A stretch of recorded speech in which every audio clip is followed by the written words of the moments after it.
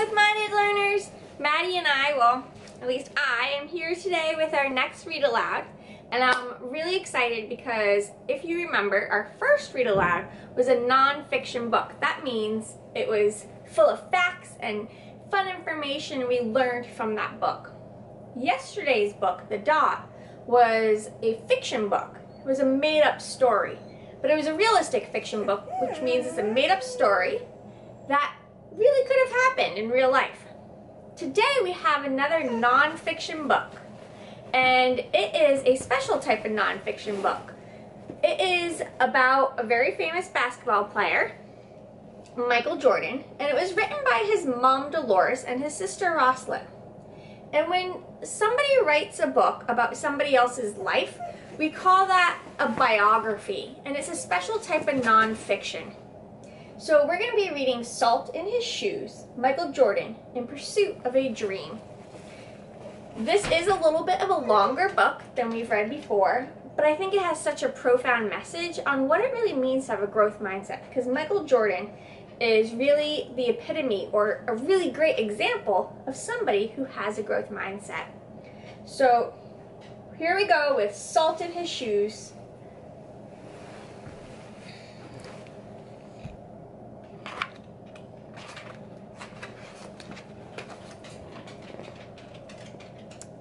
Michael loved to play basketball. Every Saturday he followed his older brothers, Larry and Ronnie, to the park, hoping that they would let him play. And if one of the guys who usually played with them didn't show, they always did. But there was one problem. His name was Mark, and he was the tallest boy on the court. "What's the matter, Mikey? Too short?" Mark flapped his arms in Michael's face.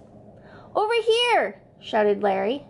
But when Michael threw the ball, Mark's long arms came out of nowhere and knocked the ball away. It flew into the hands of a player on Mark's team. He made the basket, and the game was over. Just like that.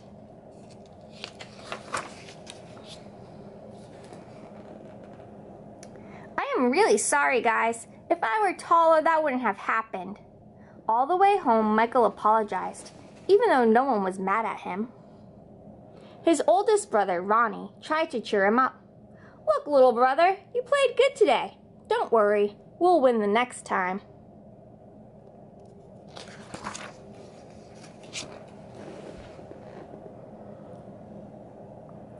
When they got home, Michael went into the kitchen where Mama was cooking dinner. He was still disappointed, and she could tell. "You guys lost again today, huh?"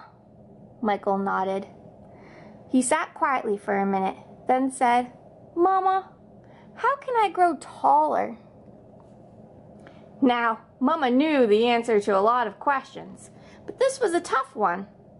She thought for a moment as she sprinkled salt and pepper on the chicken she was making for dinner. Then she smiled, looked at Michael, and said, "Salt." "Salt?" Michael looked at his mama. "Salt in your shoes. We'll put salt on your shoes and say a prayer every night.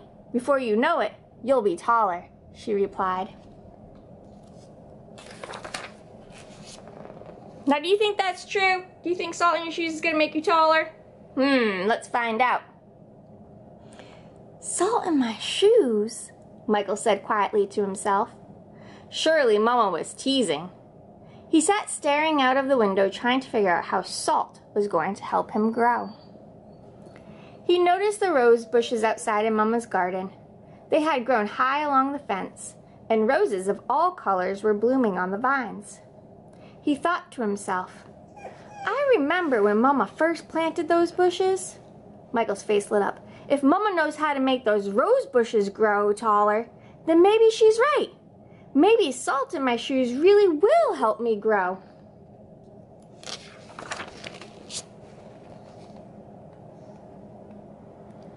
Growing more excited, Michael twirled around and started asking lots of questions. "Mama, how long will it take? And how tall do you think I'll get?" Smiling, Mama sat down next to him and explained, "In order for this to work, the most important things you have to do are be patient and listen to what I tell you and say your prayers every night." Listening carefully, Michael shook his head. Okay, Mama, I'll be patient. But what does saying my prayers have to do with it? Everything, Mama replied, and she hugged him. Now go wash up and tell your brothers and sisters to get ready for dinner. Michael dashed out of the kitchen, almost knocking over his father, who was walking in. What's he up to now? Asked Daddy. Oh, the usual, laughed Mama. Chasing a dream.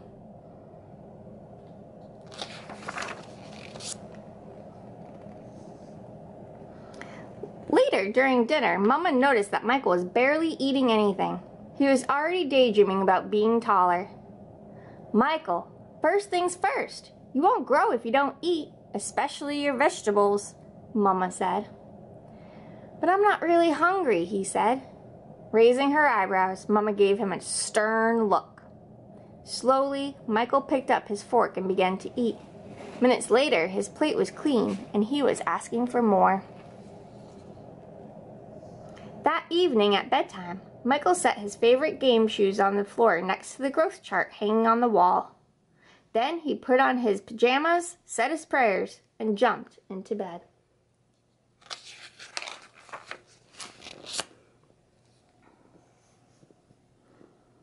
When Mama came in, Michael was fast asleep. By the look on his face, she could tell he was already playing basketball in his dreams. Standing by his bed, Mama sprinkled salt in his shoes. Then she prayed quietly over him as she did all her children.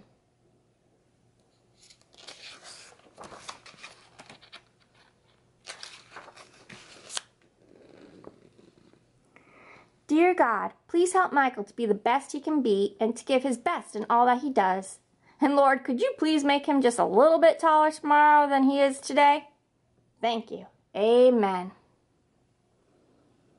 After that night, Michael wore his favorite game shoes everywhere he went, even to church. And he stopped going to the park with his brothers on Saturdays. Instead, he stayed home and practiced. He wanted to grow a few more inches before he went back to the park.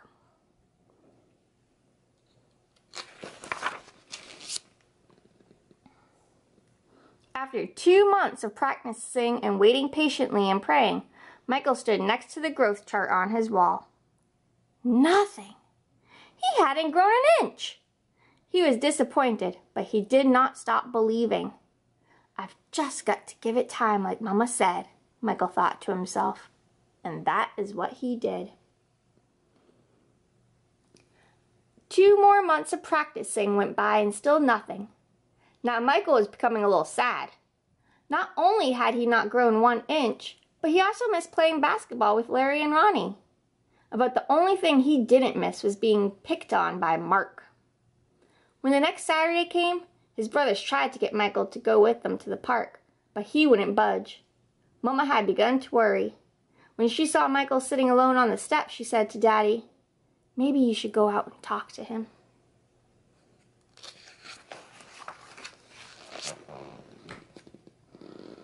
So Daddy went on out and sat with Michael.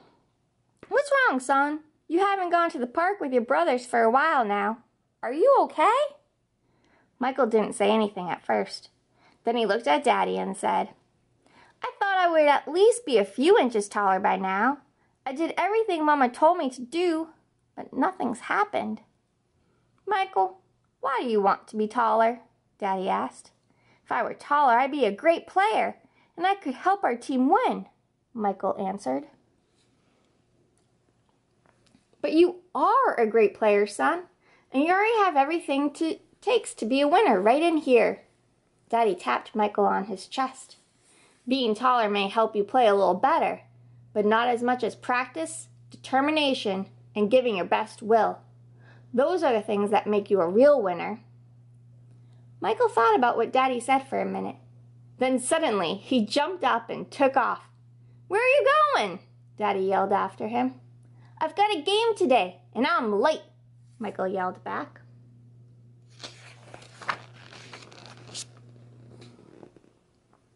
When Michael reached the park, the game had started. He sat on the bench hoping he would get a chance to play.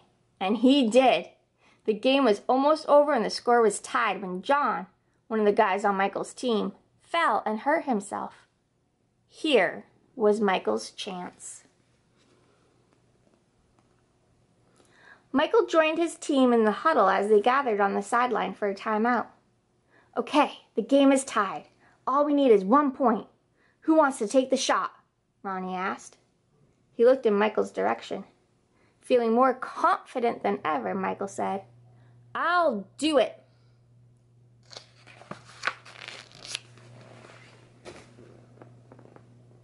When the whistle blew and the game began again, Mark began to pick on Michael as usual.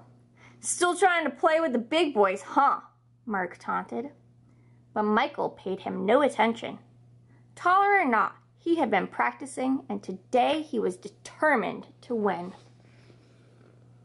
Larry threw the ball inbounds to Michael. Michael caught it, bounced it for a moment, and then took off running.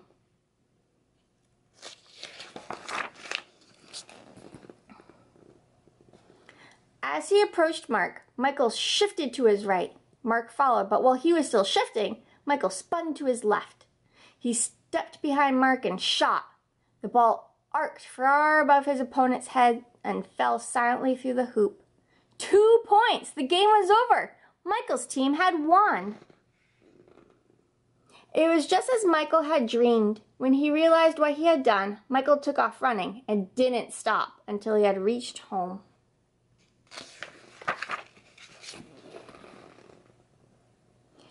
Bursting through the door, he shouted, I did it, Daddy, I did it! I shot right over the tall guy's head and we won the game! Running in behind him, Ronnie and Larry joined the celebration. That's right, little brother, you did it! You won the game for us! Michael remembered the look that Ronnie gave him during the last timeout of the game and said, No, we won the game, but I was the star. They all laughed. After that day, Mama stopped putting salt in Michael's shoes, but Michael did not stop being patient and working hard and praying. So that must be what made Michael grow to be a 6 foot, 6 inch tall basketball superstar. So did the salt really help Michael in this story? What was it? What qualities that make up a growth mindset did Michael really demonstrate to help him become a great basketball player? And he still will say to this day, like, he missed tons of shots, but he wouldn't stand giving up. That was one thing. He always had to give it his best and try. And that's what I want you to take away from Salt in His Shoes. Hard work, determination, and practicing can help you achieve your dreams, just like they helped Michael Jordan. I hope you enjoyed our read aloud today, and I will be seeing you around later on. Bye!